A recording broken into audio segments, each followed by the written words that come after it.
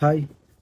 நேற்றைய தினம் கேட்ட நியூஸால சரியான கவலையாகிது மனசு. அதை கட்டாயமா பேசணும் என்று நினைச்சேன். என்னென்று சொன்னாக்கா, இப்ப மிச்சம் பேர் பார்த்திருப்பீங்க.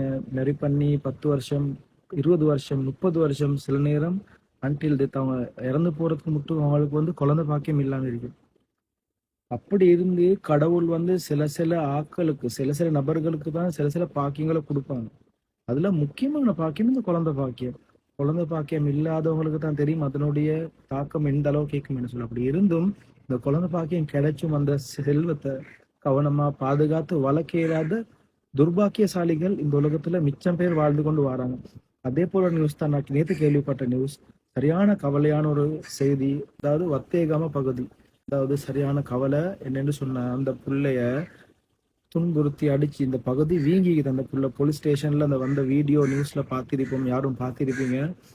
வீங்கிக்குது. அந்த 4 வயசு பிள்ளைக்கு என்னன்னே தெரியாத வயசு.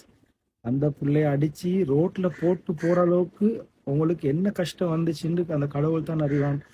இதுக்கு கட்டாயமா அந்த உம்மா அப்பா கட்டாயமா பொறுப்புதாரிகள் வகை சொல்லி ஆகணும்.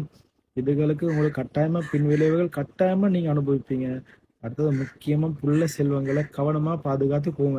கடவுள் தாரது ஒரு களிமண்ணை, அந்த களிமண்ணை நீங்க ஒரு பொம்மையா செய்யலாம், இல்லாம தண்ணில கரைக்கலாம், வேண்டிய மாதிரி அதை பயன்படுத்தலாம்.